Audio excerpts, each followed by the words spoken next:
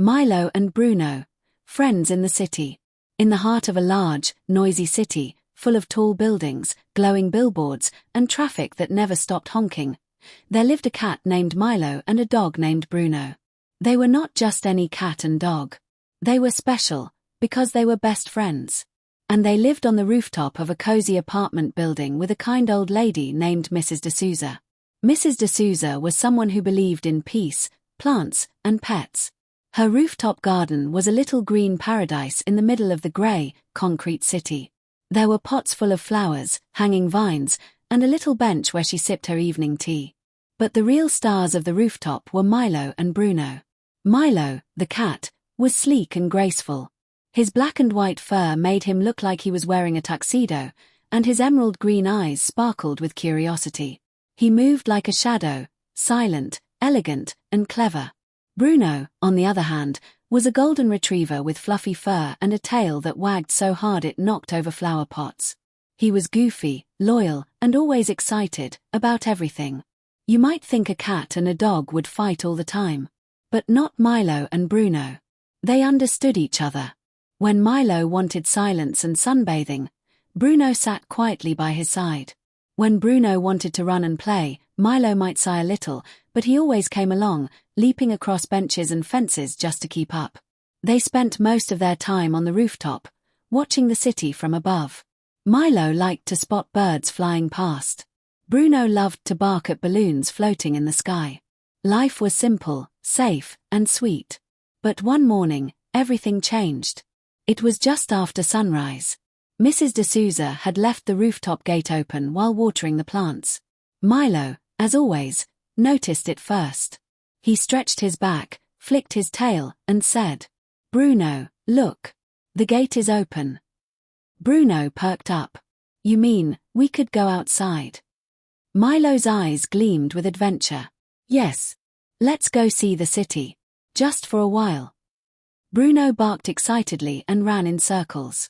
Yay! An adventure! And just like that, the two friends left the comfort of their rooftop and stepped into the noisy, colorful world below. The city was a whole different universe. Cars zoomed by. Bicycles rang their bells. Children ran to school with backpacks bouncing. There were food stalls, honking buses, barking dogs, and shouting vendors. It was wild, but fascinating. Bruno wanted to sniff every pole, chase every squirrel, and say hello to every human. Milo, meanwhile, was more careful. He darted between trash cans, climbed windowsills, and scouted the safest routes. At one point, they even followed a group of pigeons that led them to Central Park, the green heart of the city. It was a huge place with tall trees, open fields, and kids playing with balls and kites. Bruno chased after a frisbee, though it didn't belong to him. Milo jumped into a tree and sat on a branch, watching him with amusement. "Come down, Milo." Bruno barked, wagging his tail. "Only if you stop chasing frisbees like a maniac," Milo replied. They played, laughed, and explored for hours. But as the sun started to sink behind the buildings, the shadows grew longer, and something shifted in the air. Milo looked around and frowned. "Bruno, do you remember which way we came from?" Bruno's ears drooped. I was too busy chasing things. I thought you knew the way." They both went quiet. The city, which had seemed exciting in the morning, now felt huge, loud, unfamiliar. The streets looked alike. The signs didn't help. The noises were harsher in the dark. Milo's sharp eyes narrowed as he tried to stay calm. "Okay. Don't panic. We just need to retrace our steps." But no matter which direction they turned, everything looked confusing. They were truly lost. Milo curled his tail around himself.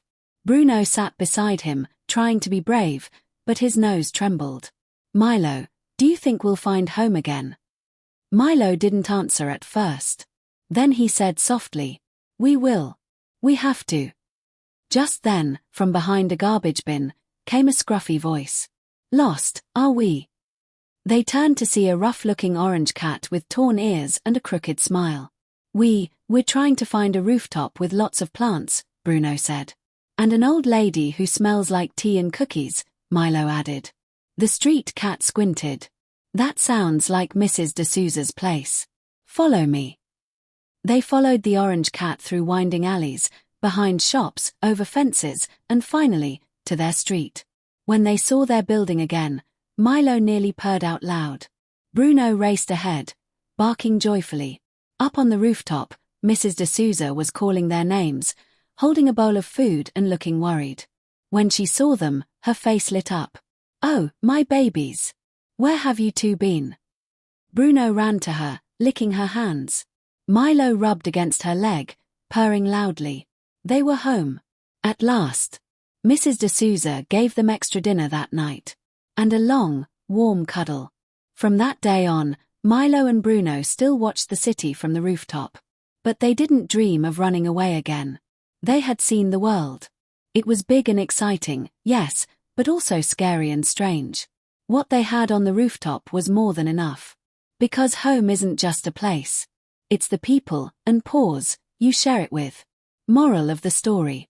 Adventure is fun, but friendship, trust, and home are the real treasures.